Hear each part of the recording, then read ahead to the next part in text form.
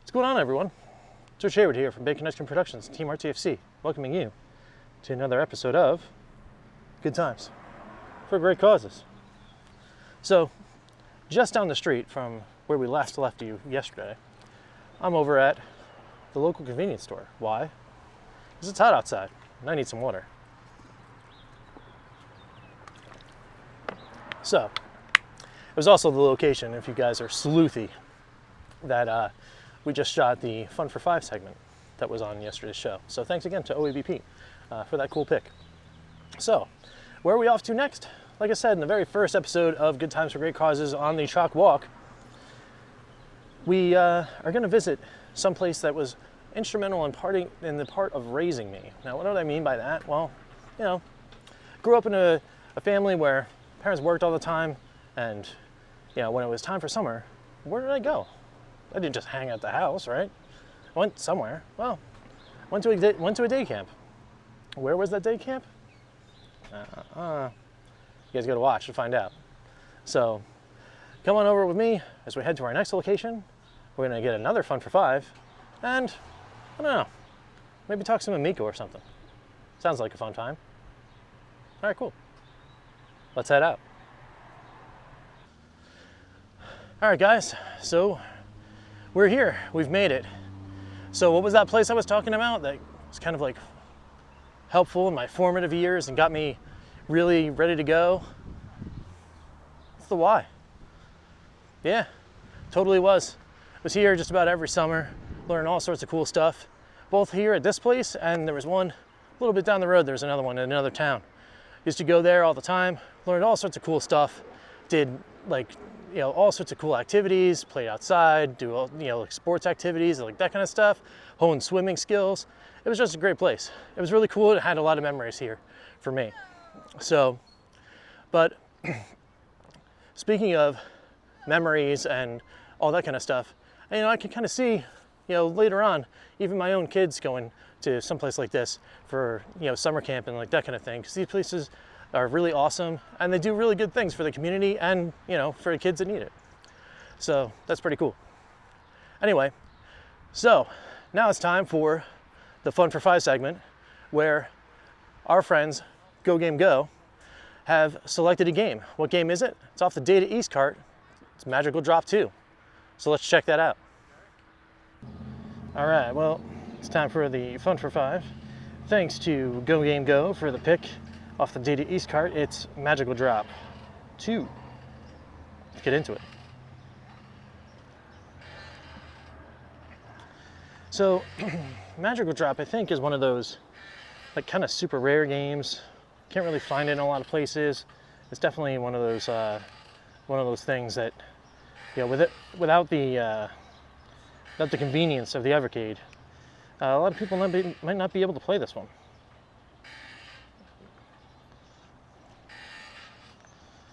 We're gonna go into endless. Normal's fine. Just playing this for a little bit. Cool. All right.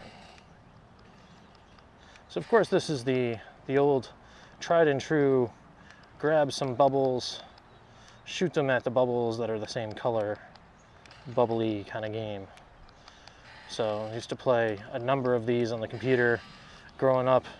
It's always a fun time. You can get some like mean combos as you go along if you're pretty good at this game. But you know, I'm one of those guys that just kind of just sees a pattern, wants to mess around a little bit, and then you know, kind of does my own thing.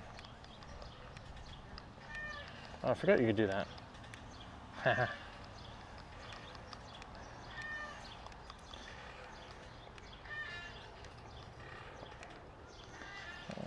Can I do that? No. All right. Get some blue here. Sorry about the focus there, sorry. It's hard to see the game and then try to keep everybody in check as well.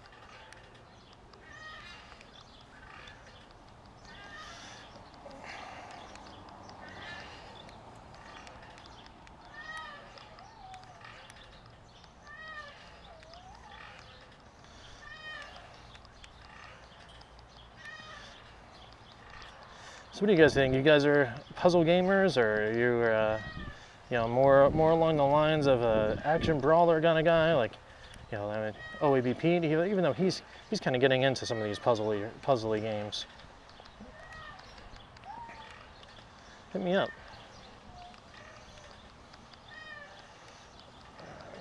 I don't know what this one does. Doesn't look like it do much. Doesn't look like it's helping me too much.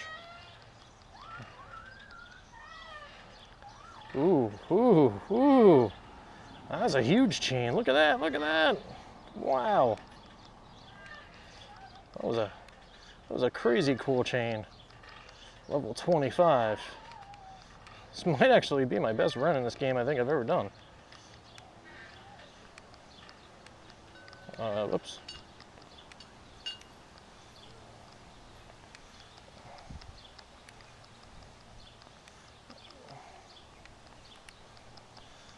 Not looking good for me. Oh, that was a nice chain. Got me out of a little bit of trouble there.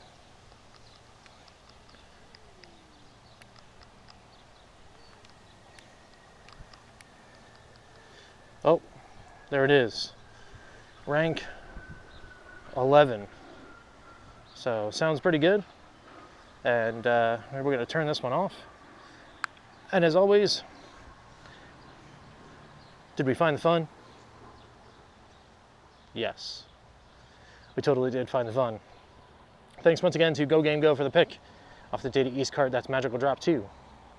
And let's go and wrap this one up so we can get to the final segment, which is pretty good. All right, cool. So another Fun for 5 down and another episode of Good Times with Great Causes in the books. So before we end this episode, I just wanted to kind of do a little chit chat. You know how we did like a little news and then we did a little Evercade stuff?